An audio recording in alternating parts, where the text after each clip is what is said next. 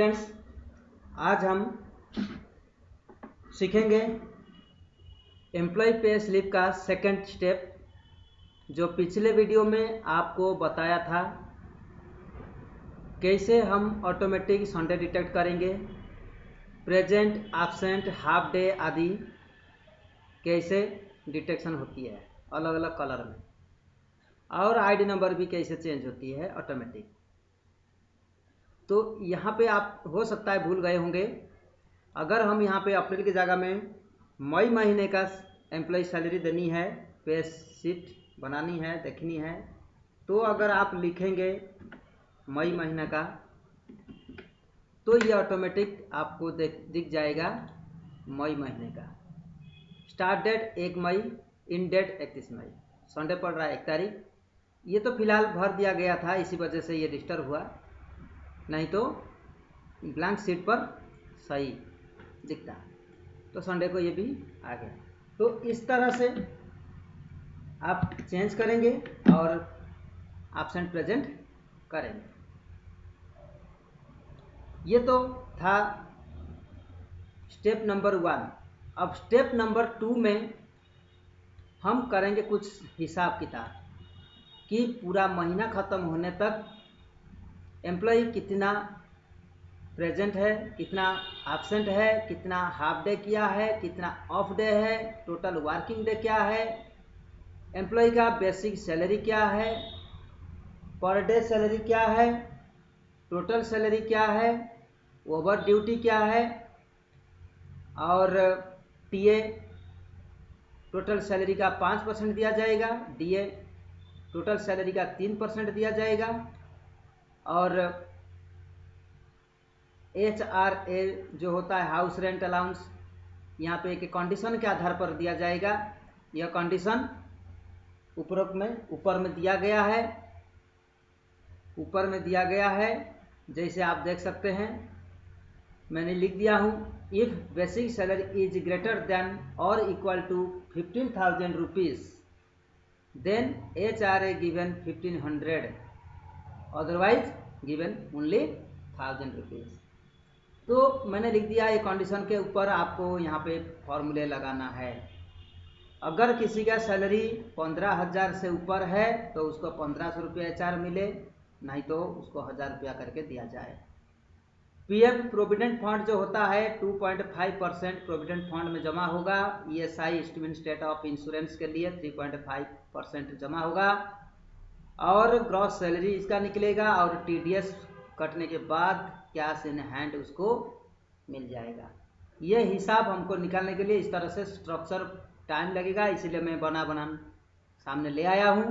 आप सिर्फ इसमें फॉर्मूले सीखेंगे और इसको बढ़िया से नोट करिए, और अपने कंप्यूटर पर इस तरह की स्ट्रक्चर और फिगर को बना लीजिए। बनाने के बाद चलिए हम लगाते हैं फॉर्मूला। फॉर्मूले में सबसे पहले हम लगाएंगे प्रेजेंट फॉर्मूला। एम्प्लॉय कितना प्रेजेंट है यहीं पे कैलकुलेशन होगा, उसके लिए एक फॉर्मूला होता है काउंट इफ, क्योंकि एक कंडीशन के आधार पर ये प्रेजेंट संख्याओं को खोजेगा, तो इसीलिए एक कंडीशन के लिए काउंट इफ होता है। तो हम लगाते हैं if count if equal to count if. इसके बाद हम देंगे रेंज हमारा यहाँ से शुरू होगा, क्योंकि 31 जो होगा आखिरी दिन होगा महीने का, सॉरी यहाँ से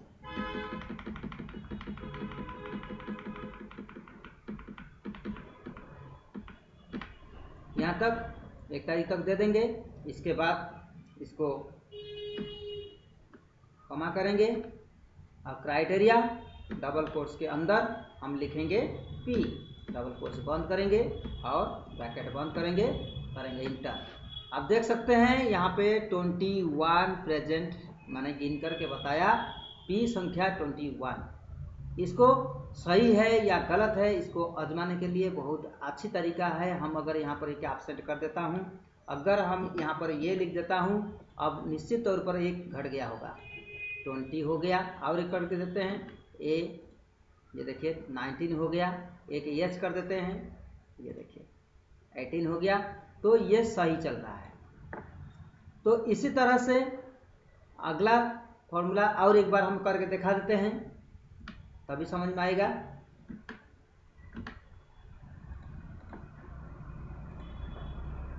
चलिए, equal to count if range हम देंगे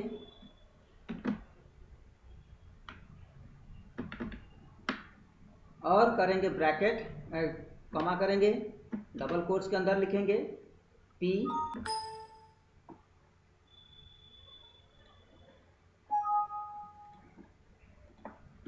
लिखेंगे और डबल कोट्स बंद करेंगे, ब्रैकेट बंद करेंगे, इंटर। आप देख सकते हैं यहाँ पर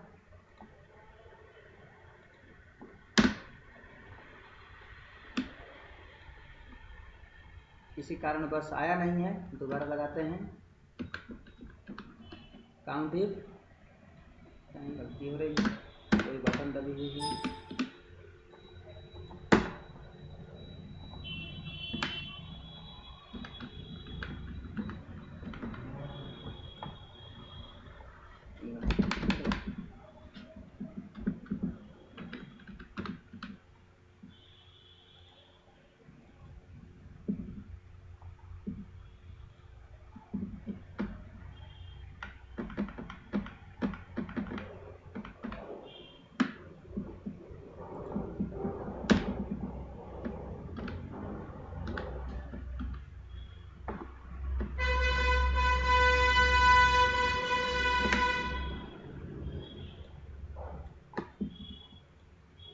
अब इसी तरह से आपको सारे फॉर्मूले लगाने हैं और कॉपी, ड्रैग एंड ड्रॉप कर देना है।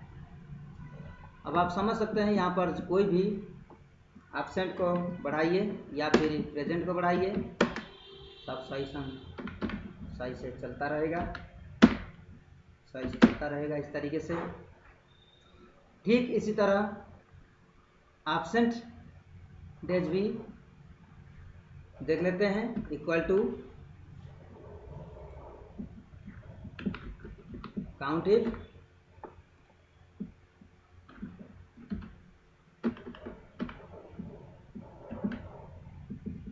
और रेंज सिलेक्शन करेंगे,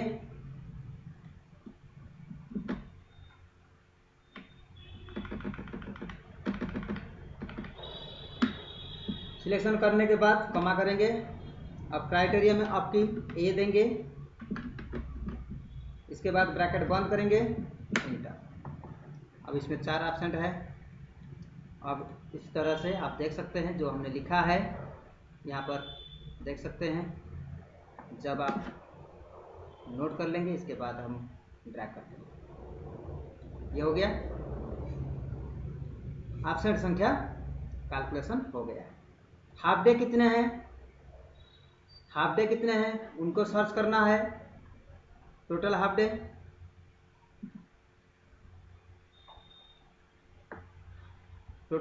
को कैलकुलेशन करके एक फुल डे में परिवर्तन भी करना है, अर्थात 2 हाफ डे जब आपस में मिलेंगे तो एक फुल डे का बराबर होगा। तो इसीलिए हम यहाँ पे कैलकुलेशन करने के लिए फॉर्मूला लगाएंगे,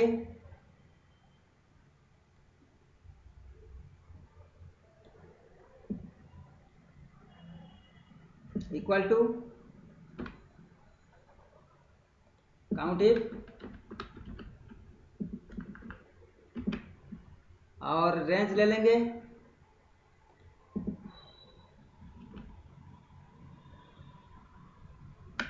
इस तरह से। रेंज लेने के बाद कॉमा करेंगे और हाफ डे के लिए डबल कोट्स के अंदर एच लिखेंगे और ब्रैकेट को बंद करेंगे और भागे 2 कर देंगे। भागे 2 इसीलिए कर रहे हैं कि 2 हाफ होने से एक फुल माना जाएगा। अब यहाँ पे 2 दिन हो रहा है, मतलब कि 4 हाफ होगा, तभी ये 2 आया है, मतलब 2 फुल डे हो गया, इस तरह से। और of day, total of day कितना है। तो उसके लिए फॉर्मूला क्या होगा, ये भी ध्यान से देखिए। उसके लिए होगा blanks, count blanks, count blank, ये वाले। अब इसमें रेंज हम देंगे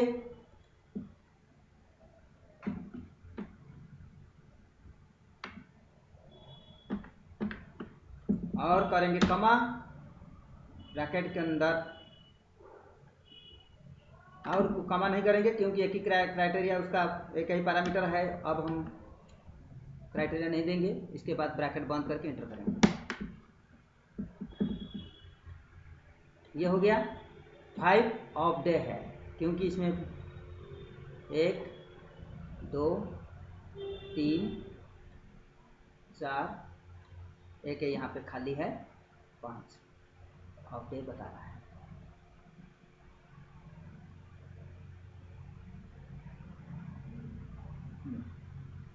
तो ये हो गया 5 ऑफ डे है। इसको लेकर के अगर हम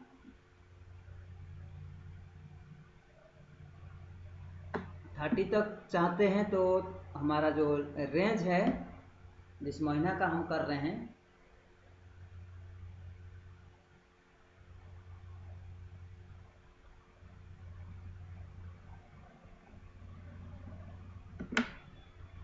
पाँच ऑफ डे, ये ऑफ डे को माना जाएगा।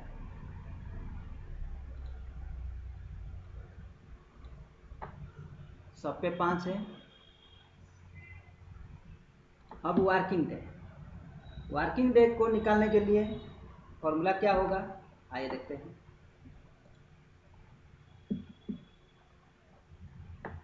जो प्रेजेंट डे वो तो सैलरी उसको मिलना है, एब्सेंट डे को माइनस करना है, हाफ डे को उसको जोड़ना है, ऑफ डे भी मिलना है उसको सैलरी। तो इसके लिए करेंगे क्या, इक्वल टू सम करते हैं, या सम नहीं भी करेंगे तो हम क्या करेंगे ना, ब्रैकेट के अंदर जो प्रेजेंट डे है plus half debt plus of day, माने AO11, AO11 ये हो गया। इसको हम आपस में जोड़ेंगे और उसमें से घटा देंगे, माइनस कर देंगे सिर्फ एब्सेंट डे को। तो एब्सेंट डे कौन सा है, ओनली है ये। ब्रैकेट बंद करेंगे, इंटर मार देंगे। अब ये 21 हुआ। अब कैसे, 18 4 22, नहीं इसको नहीं जोड़ना है, ये 18 और 2 20, 20 5 25, 25 में से 4 एब्सेंट है, माइनस करेंगे बचेगा 21, सही है। इसके बाद हम इसको ड्रैग एंड ड्रॉप कर देते हैं। ये कम्प्लीटली टोटल वर्किंग डे निकल गया। अब बेसिक सैलरी, ये तो कोई सूत्र की ज़रूरत नहीं है। किसी भी एम्प्लॉय का बेसिक सैलरी आपको निर्धारित करना है। मान लेते हैं किसी का 25,000 है और किसी का 12,000 रुपया है, किसी का 18,000 रुपया है, किसी का मान लेते हैं कि 10,000, किसी का 8,000 है। तो इसी प्रकार कुछ ना कुछ सैलरी का बेसिक सैलरी है इस तरह से। अब per day salary, per day salary क्या बन रहा है, अगर आप 30 का दिन का मान के चलते हैं राउंड फिगर में, तो पर डे सैलरी क्या होगी, इक्वल टू उसका basic salary divided by 30 days, तो 833 रुपया उसका पर डे सैलरी निकल रही है। इस तरह से आप सबका ड्रैग ड्रॉप करिए, सबका हिसाब निकल जाएगा। अब टोटल सैलरी निकालना है, पर डे सैलरी निकलने के बाद टोटल सैलरी निकालना है। अब टोटल सैलरी मतलब होता है कि उसका टोटल जितना वर्क किया हुआ है और पर डे सैलरी का हिसाब किताब से उसका टोटल सैलरी कितना बन रहा है। चलिए उसको भी देख लेते हैं। अब इक्वल टू, अब उसका 21 डेज वर्किंग किया हुआ है, अब मल्टीप्लाई बाई 833 जो कि पर डे सैलरी है। अब मल्टीप्लाई जब हो जाएगा तो फिर वो उसका टोटल सैलरी निकल जाएगा। तो इसको ड्रैग एंड ड्रॉप कर देते हैं, ये निकल गया। इसको हालांकि 2 डिजिट तक ही डेसिमल प्लेस को रखते हैं, 2 डिजिट तक। अच्छा हटाई देते हैं। तो ये हो गया। अब रहा ओवर ड्यूटी। अगर वो ओवर ड्यूटी का चार्ट मेंशन हो रहा है, ये एम्प्लॉय अगर ओवर ड्यूटी करते हैं तो उसमें आएगा, अगर नहीं करते हैं तो नहीं आएगा। मैं तो यहाँ पे ओवर ड्यूटी का एक अलग सा चार्ट बना रखा हूँ। ये एम्प्लॉय है, उनका लिस्ट इस तरह से है। तो हम चाहे तो यहाँ से डायरेक्ट ओवर ड्यूटी का अमाउंट को, टोटल जो ओवर ड्यूटी का जो अमाउंट है, जो अमाउंट आया हुआ है, उस अमाउंट को यहाँ से उठा सकता हूँ।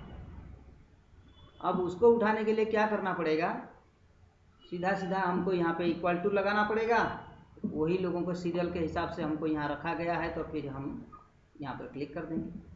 अब सेम वही एम्प्लॉय का आईडी और वही आदमी फर्स्ट पे है, सेकंड पे है, थर्ड पे, इस तरह से सबका है, तो हम इस तरह से ले सकते हैं। देखेंगे सेकंड नंबर पे 2200 रुपया होगा, ये देख लीजिए सेकंड नंबर पे 2200।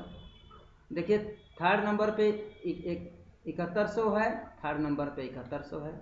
मतलब कि यहाँ जो सीरियल में एम्प्लॉय है वही सेम सीरियल यहाँ भी ड्यूटी पर भी रखा गया है। अगर कोई ड्यूटी नहीं करता है तो उसकी जगह में 0 आएगा, तो 0 आएगा तो फिर यहाँ भी तो 0 आएगा। कोई परेशानी नहीं है, समान सीरियल से चलता रहेगा। अब ट्रैवलिंग अलाउंस में ये जो अलाउंस है तो 5% दिया जाएगा, और किसका दिया जाएगा ना, इसका टोटल सैलरी पर, टोटल सैलरी का 5% दिया जाएगा, टोटल सैलरी का 5% इक्वल टू टोटल सैलरी का 5%।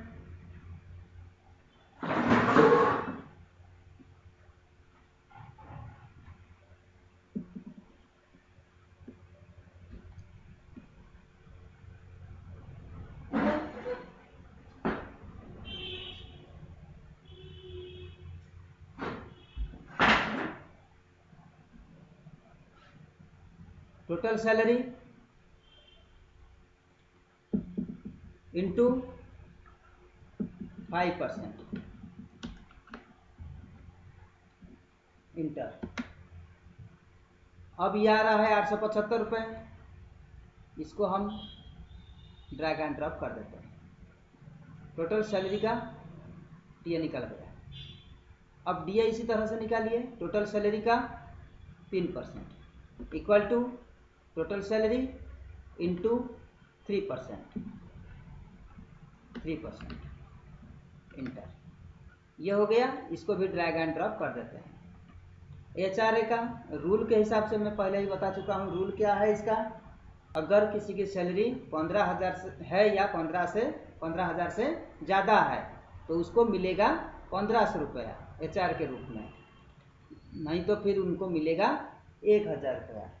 तो उसके लिए क्या करना पड़ेगा, एचआरए के लिए क्या करना पड़ेगा, देखिए इक्वल टू इफ का प्रयोग लगाएंगे। इफ का प्रयोग लगाएंगे, हम कहेंगे कि अगर बेसिक सैलरी अगर उसका जो टोटल सैलरी मिल रहा है,